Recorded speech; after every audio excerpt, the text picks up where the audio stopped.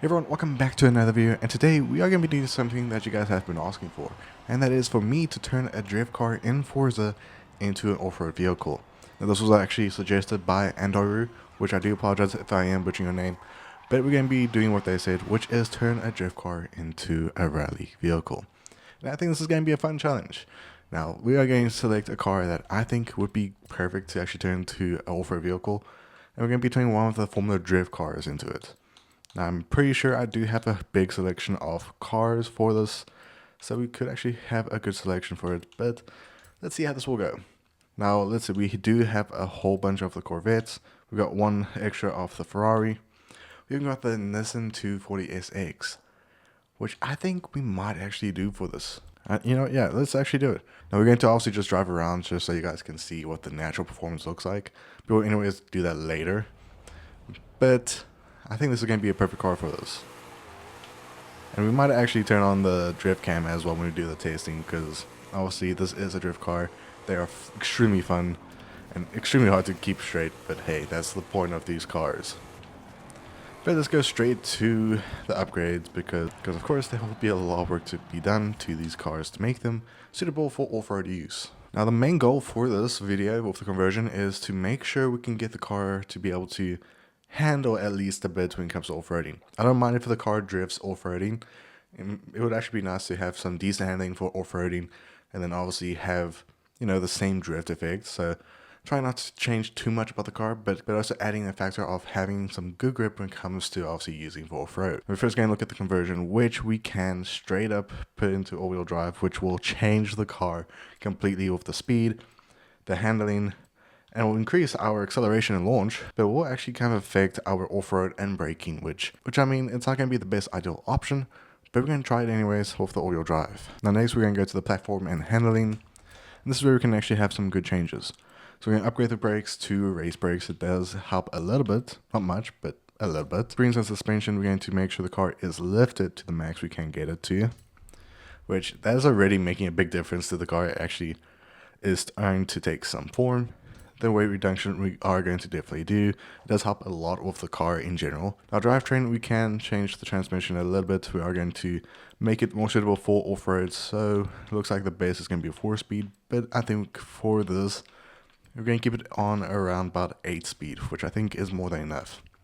Now driveline, we're not going to obviously do too much when it comes to tuning, because we don't really do that on these type of videos, but yet again, if you guys want to see me do tuning, I'm happy to do so. But now for the diff, we are going to put on the off-road diff, just so we have at least that option if we want to tune the car later on. Now the tires is where this car will maybe have more grip when it comes to off-road.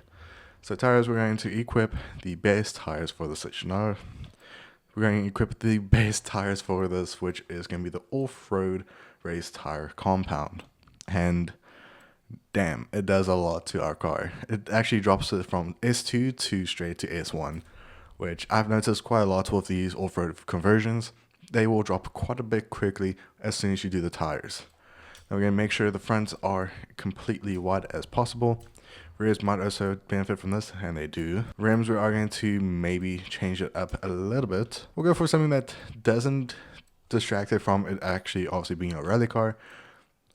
Now we're actually going to make sure we choose a rim that doesn't distract the fact that it is a drift car, but keeping it as a drift style, but adding a bit of a rally look to it. So this is going to be a bit tough to decide, but I think maybe something around about this will actually kind of suit it in some way. Let's do it. Let's do it. It's not going to be the best looking one, but I mean, it's still something. Now we're not going to really increase the rim size because it does not really do much at all for the car. But that is going to be the upgrades to the car. And the total comes up to not even 42,000 credits. This is actually one of the cheapest upgrades I've ever done on this channel with these type of videos. So let's pay it up and let's see what this is going to do. Now when it comes to the customization for the look, we're not going to be doing too much because I don't want to change it too much with the look. We want to keep it looking like a drift car.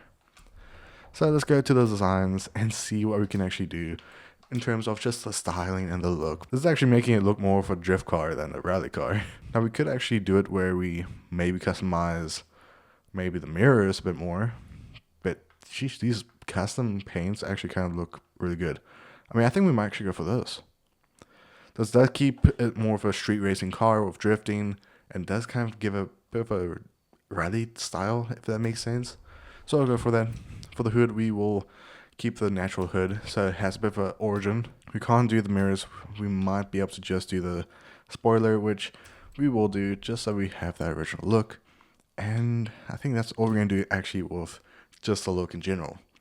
We're not going to be doing any special decals for this. We're not going to do anything like that because we want to keep this car as natural to a drift car.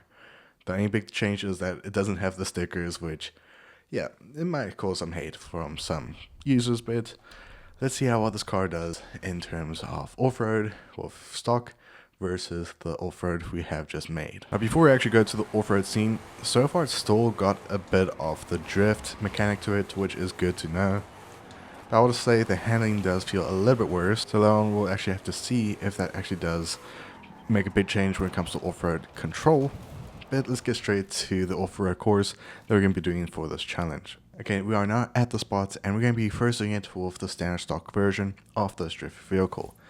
And so far I already noticed that the control of just the stock is terrible, so if we do at least have a bit of a better advantage with that, then I know we did a good job. But let's do the speed zone and see how well it actually does. So let's get a good run, get into the speed trap, or speed zone, and let's see how it does. And we did turn on the drift cam as well, so it does have more of a drift effect. And I mean, for this being stock, it actually doesn't feel too bad, but I am having to counter steer a lot of these corners. But I mean, it's actually not doing as bad as I thought it would be.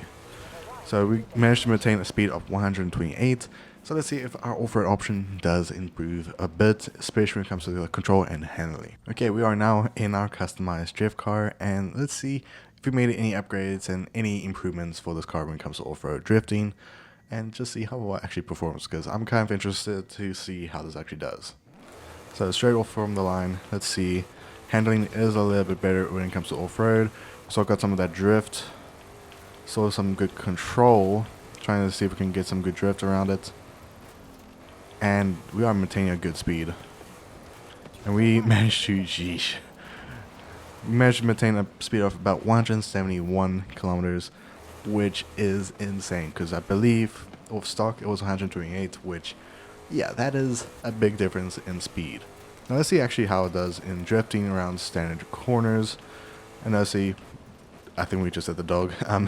Obviously, let's see how it does with drifting in general on standard roads.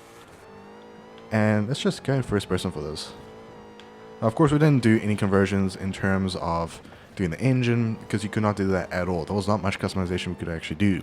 I think if we wanted to do that, we've actually had to do some tuning. But, I mean, it still drifts pretty well. Obviously, it doesn't have as much of a loose handling as you would have with the standard vehicle. But, I mean, for us to make this off-road version of the drift car, I think it was a good idea. It does extremely well in handling with these corners, with the off-road scene. And I mean, it's pretty good actually. I like this a lot. But otherwise, I think we did a good job. I think we did an amazing job. And again, do let me know in the comments below of what you want me to do next. Even suggest some cars you want me to actually convert into what it's not. So if you suggest an off-road car that is well known, I might even turn that into a proper track car. But I hope you guys enjoyed it. See you guys next one. Peace out as always. If you don't want to see my live stream, I do live stream every single day on Twitch, Kick, YouTube, TikTok. You can see me on any other platforms. But I'll catch you guys in the next one. Peace out as always, and have a great day. Bye.